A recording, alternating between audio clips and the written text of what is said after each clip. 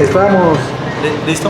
Sí. Yo quiero darle un saludo a nuestro AMLO, que prosiga con su propuesta progresista, que restaure México de la devastación que hicieron los anteriores presidentes. Confío en que el hijo del pueblo, a quien le dedico la canción de José Alfredo Jiménez, que lo llevamos aquí en el corazón como por ser el único presidente progresista que tiene Sudamérica, darle mucha fortaleza, y que sabemos que así como Obama sacó a Estados Unidos de la crisis del 2008, nuestro Andrés López Obrador va a sacar a México y la va a poner como uno de los países más progresistas y más desarrollados del mundo, al igual que vamos a hacer con Bogotá.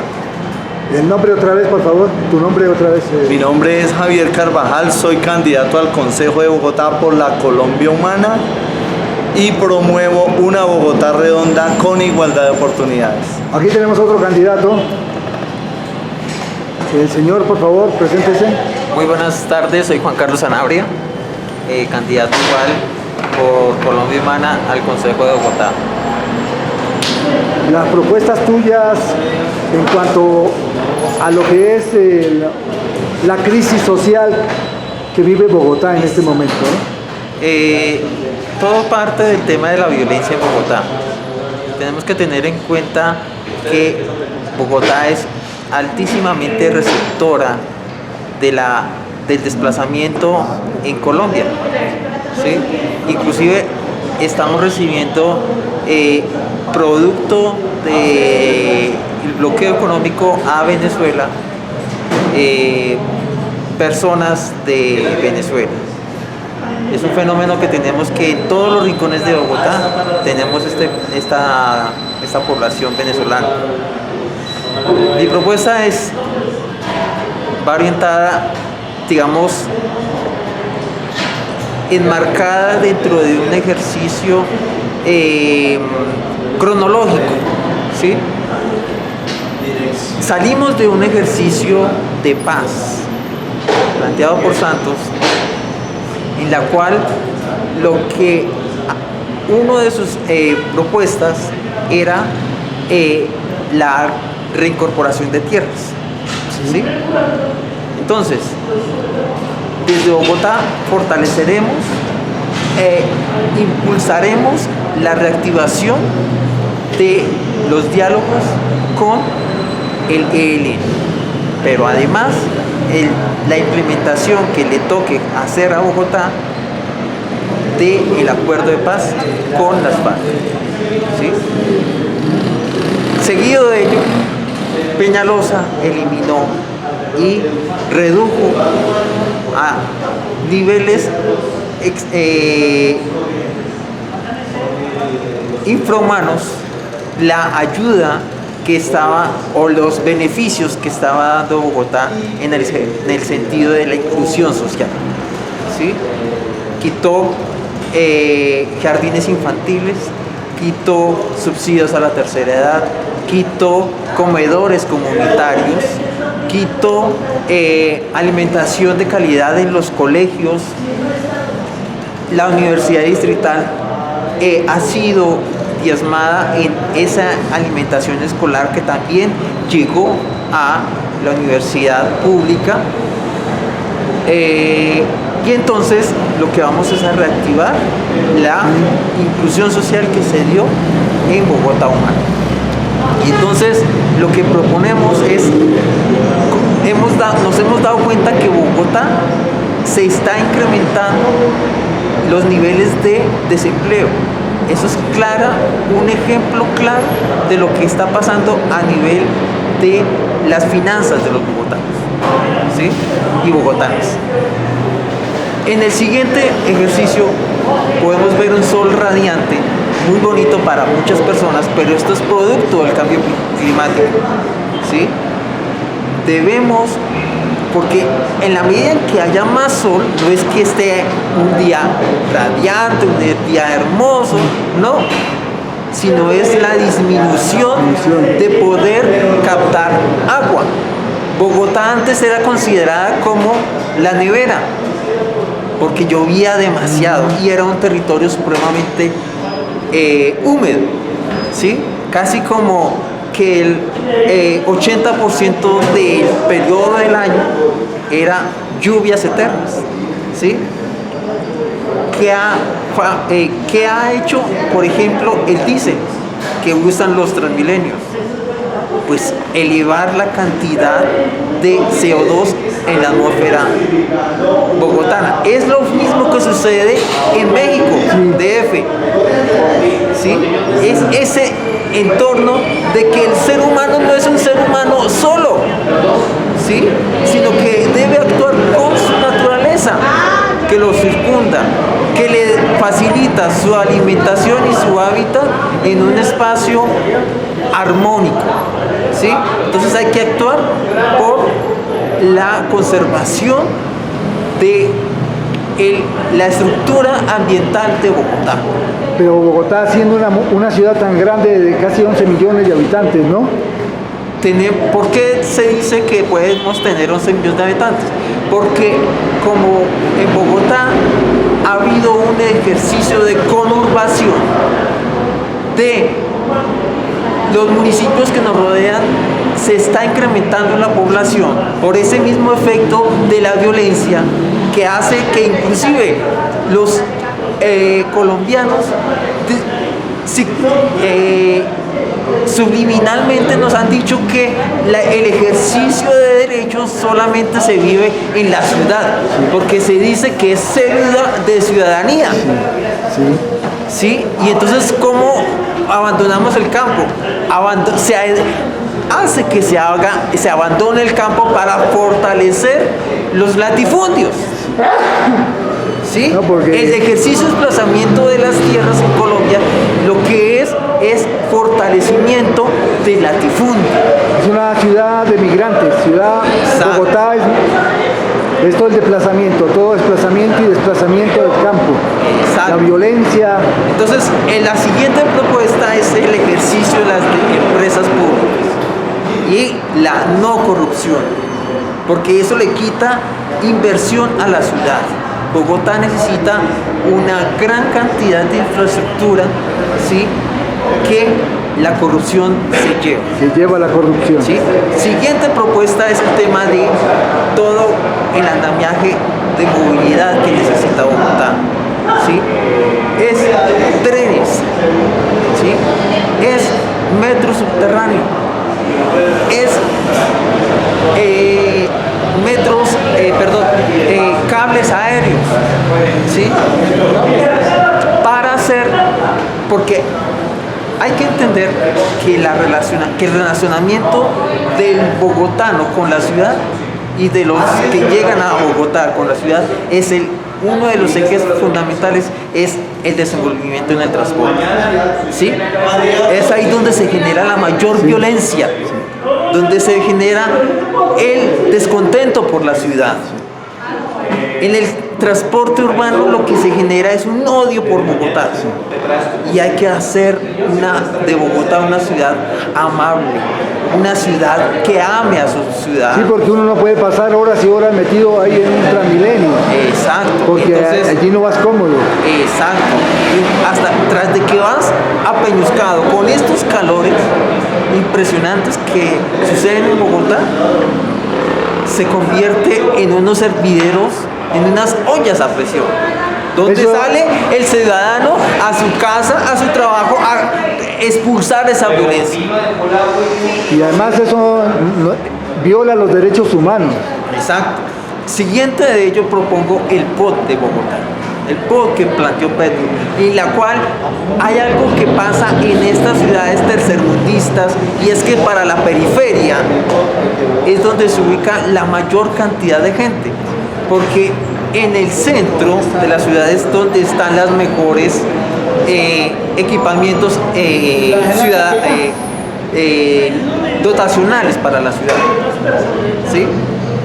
Entonces el POT de Petro lo que planteaba era mezcla de estratos, ¿sí? mezcla de uso del suelo, en la cual usted no tenga que hacer grandes desplazamientos para obtener salud, vivienda, educación. Porque del sur, trabajo.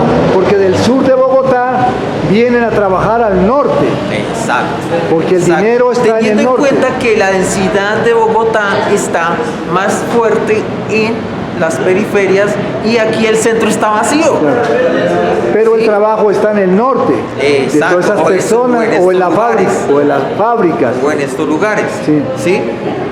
Entonces, ¿qué es lo que hace este POT? Lo que hace este POT es hacer que hayan grandes edificaciones para estratos 1 y 2, donde cercanamente se pueda acceder a educación desde primaria, bachillerato y universitaria, donde se puede accediendo a cortas distancias a la salud, a la recreación. Por ejemplo, el Parque Simón Bolívar está en el corazón de Bogotá, un parque hermoso, pero que no pueden aprovechar fácilmente estas personas que viven en la periferia. ¿Sí? Las mejores universidades están en el centro geográfico de la ciudad y lo demás. Entonces, ese es el hacer el centro ampliado, ¿sí? Hacer de estos predios unas grandes edificaciones donde viva gente de estrato 1 y 2 y donde eliminemos estos barrios a la periferia, de tal manera que esa recuperación lo que signifique sea arborizar. Y finalmente, la RAPI. Lo que significa la RAPI es un ejercicio de coayudanza con los departamentos que circundan Bogotá, porque Bogotá no puede ser sola. Eso está planteado en la Constitución de Colombia, ¿sí? Generar regiones específicas. Por ejemplo, el eje cafetero se debería unir, es decir, Risaralda, Caldas y Quindío, para hacer un ejercicio de autonomía regional. Porque el centralismo, como Santa Marta, no, porque es que aquí lo que mata es el centralismo fuerte. Como Tunja y, como Cúcuta y Bucaramanga. ¿Sí? Como por ejemplo el bajo, digamos, por los lados del Caquetá, Putumayo y Huila, ¿sí? Para que haya un ejercicio de autonomía regional. Pero todavía entonces, no se... ¿qué es la RAPI? Es un ejercicio de colaboración y de integración con el entorno específico de Bogotá. Y entonces, ¿estos departamentos cuáles son? Meta, Boyacá, Cundinamarca, Tolima. ¿Sí? De tal manera que lo que hagamos es, en el ejercicio de paz que mencionamos al principio, ¿sí? Volvamos a la gente al campo, pero ofreciéndole oportunidades reales de que va a poder subsistir y va a tener una calidad de vida en el campo, de tal manera que Bogotá paremos la sobrepoblación que pueda tener, ¿sí? Y hacer de Bogotá una ciudad que conviva con este sector central. Ese es un plan muy interesante el que está planteando nuestro futuro concejal. Soy candidato al Consejo por Bogotá, por Colombia Humana, al Consejo de Bogotá. ¿Nombre? Mi nombre es Juan Carlos Sanabria y mi plan central es Bogotá Humana 2.0. 2.0. Los mismos 3 planes de los ejes de Bogotá Humana, pero agregados a 4 ejes más y fortalecer los que ya tenemos. Muchas gracias. Muchas gracias por explicárnoslo. Ahora estamos aquí con el señor Aristóbulo Parranizo, también coordinador de la localidad Santa Fe Humana por la campaña Colombia Humana. Básicamente que cito una palabra de los señores mexicanos que dice lo siguiente: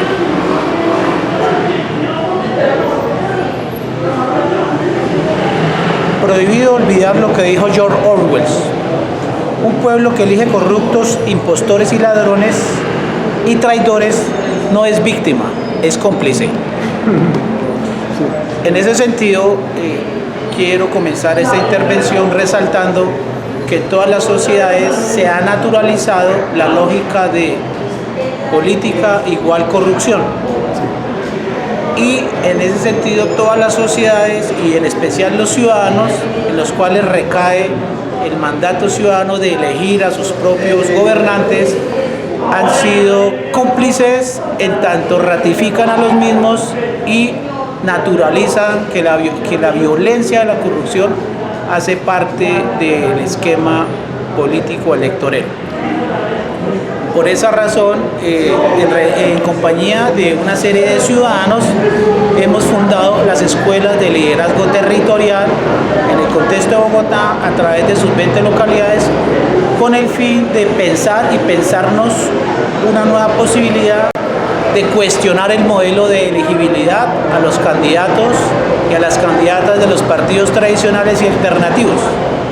Recordemos que en Colombia existe nuestra Constitución desde 1991 a la fecha, han pasado 29 años y esta Constitución nos ofrece un mecanismo de la Ley 134 del 94, de los mecanismos de participación ciudadana, en los cuales hay una figura que nadie ha utilizado ni ha estrenado a la fecha, que es la de iniciativa legislativa, donde un grupo de ciudadanos puede proponerle al Parlamento el diseño de una ley que los beneficie al conjunto de la sociedad. Vamos a utilizar esa figura y ese mecanismo de participación ciudadana para proponer una nueva ley que democratice el acceso al poder de elegibilidad de los cargos públicos como presidente, vicepresidente, Senado, Cámara, representante, Consejo, gobernador, etc. Y vamos a cuestionar ese modelo haciendo una reforma electoral que le quite el poder a los partidos tradicionales con el aval político, donde someten a sus fichas de candidatos a que solamente les cuiden los intereses de una mafia elitista dominante. Y nuestro propuesto de modelo de acceso a la democracia real consiste en diseñar una ley que apruebe un modelo de sistema aleatorio donde cualquier ciudadano que haga parte de la base del censo electoral automáticamente sea candidato autoelegible, es decir, que ya no requiere el aval ni la intermediación de los partidos políticos tradicionales, que en sí mismas son unas mafias instituidas desde la oligarquía dominante. Por esa razón queremos empoderar a los ciudadanos para que en el solo hecho de usted estar inscrito en el censo electoral tendría 117 oportunidades desde los 18 hasta los 70 para que cada 4 años de los periodos de las elecciones regionales y nacionales usted tenga la opción como ciudadano anónimo de participar en esas elecciones con 117 posibilidades reales para acceder a esos cargos públicos sin la intermediación de los partidos tradicionales, ni de izquierda ni de derecha, porque estamos cansados de esas mafias de corrupción enmascaradas en la figura de los partidos. Por esa razón vamos a iniciar un proyecto de ley y estamos organizando a nivel nacional con todos los ciudadanos para crear esta ley de reforma electoral que le permita a cualquier ciudadano que acceda al poder de esos cargos públicos sin el requerimiento ni la intermediación de esas mafias de los partidos tradicionales de derecha y alternativos de izquierda, porque estamos cansados de que el acceso al poder político sea simplemente un esquema elitista para un grupo privilegiado económicamente. Por esa razón, los ciudadanos de a pie estamos formulando un proyecto democrático, incluyente, que genere igualdad de oportunidades y permita realmente la democratización del acceso al poder. Hemos pasado esta mañana por el barrio Santa Fe y nos hemos dado cuenta de la gran explotación sexual, ¿no?, que se genera allí en el barrio. Eso ha venido desde hace años, ¿no? ¿quiénes son los que mandan allí en los prostíbulos y en la trata de blancas? ¿Quiénes son los que recogen todos los beneficios? Pues la prostitución es una de las experiencias más antiguas de la humanidad y ha existido en todas las sociedades. Lo que pasa es que en la actualidad, en la modernidad, ha cobrado otros rostros y ya le pusimos el calificativo desde el derecho de la trata de blancos. Sí. Es decir, que las personas vulnerables, en este contexto de las inmigrantes venezolanas, vinieron a reformar o a ser parte de esa zona de tolerancia, y sus administradores, que son los que se benefician de ese negocio, pues obviamente están haciendo una sobreexplotación sexual a estas inmigrantes y a las mismas locales. En ese sentido es denigrante que la naturaleza humana, para poder satisfacer sus necesidades básicas, tenga que acudir nuestros hombres y mujeres, porque también hay prostitución masculina, a vender sus cuerpos para llevarle la mesa a su familia y llevar un diario. Me parece que es degradante e históricamente siempre ha sido degradante. Entonces la prostitución es una manera de ver el resultado de que la clase dominante ha condicionado a ejércitos de desempleo, de reserva, donde nuestros hombres y mujeres a un último extremo les toca ofertar su cuerpo, su dignidad, por llevar y ganarse un pequeño ingreso productivamente desde el contexto legal.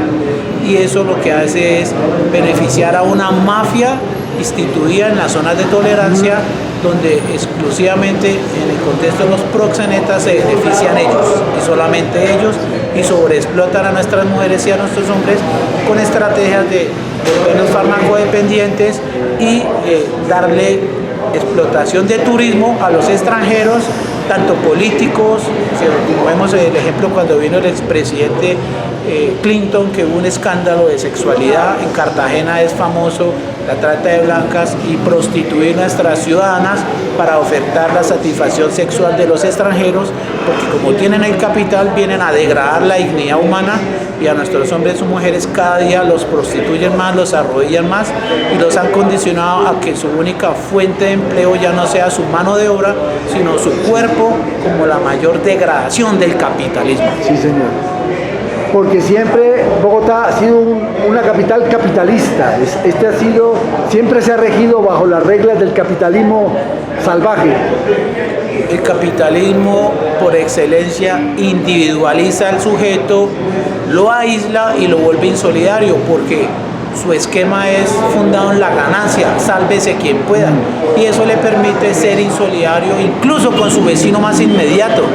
En ese sentido es nefasto ese modelo capitalista, porque además de ser indigno, lo que hace es volver al sujeto insolidario, egocéntrico y con una sed de consumo, al cual lo va acorralando y lo va arrinconando y lo deshumaniza. El capitalismo es igual a la deshumanización y degradación del ser humano.